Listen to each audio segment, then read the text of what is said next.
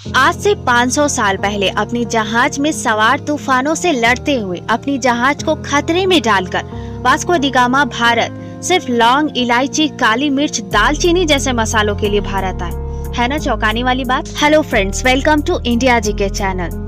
आज से लगभग 500 साल पहले भारत के किचन में पकने वाले डिलीशियस पकवान की खुशबू उड़कर पुर्तगाल और सारे यूरोप में चली गई और इस खुशबू से खींचे चले आए वास्को डी गामा और इन्हीं जैसे हजारों यूरोपियन व्यापारी सिर्फ अपने दिल में मसालों की चाह लिए भारत आ पहुँचे। इंडिया को जब भी डिफाइन किया जाता है तो सिर्फ यहाँ की सिविलाइजेशन और फेस्टिवल ही नहीं बल्कि यहाँ का फूड कल्चर भी इम्पोर्टेंट रोल प्ले करता है और इस फूड कल्चर के सीक्रेट इंग्रेडिएंट है मसाले।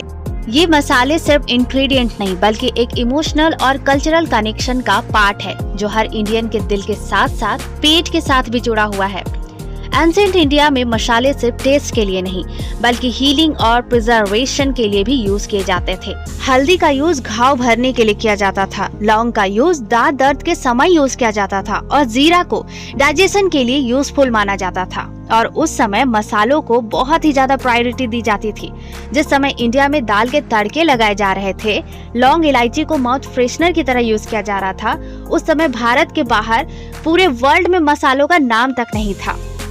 रोमन एम्पायर, अरब व्यापारी और यूरोपियन एक्सप्लोरर सभी ने इंडिया के मसालों को टेस्ट किया, जिसके कारण वो अपनी दीवानगी नहीं रोक पाए और भारतीय मसालों की डिमांड दुनिया भर में आसमान छूती चली गई। 1498 में वास्को डी गामा ने समुद्र के रास्ते की खोज की इंडिया जाने के लिए, तो सिर्फ उसका मेन मोटिव यही था और वो था मसाला। पुर्तगाल, स्पेन, नीदरलैंड, फ्रांस और ब्रिटेन जैसी पावरफुल कंट्री ने इंडिया के मसालों का व्यापार को कब्जा करने के लिए एक दूसरे से लड़ाइयां तक लड़ी।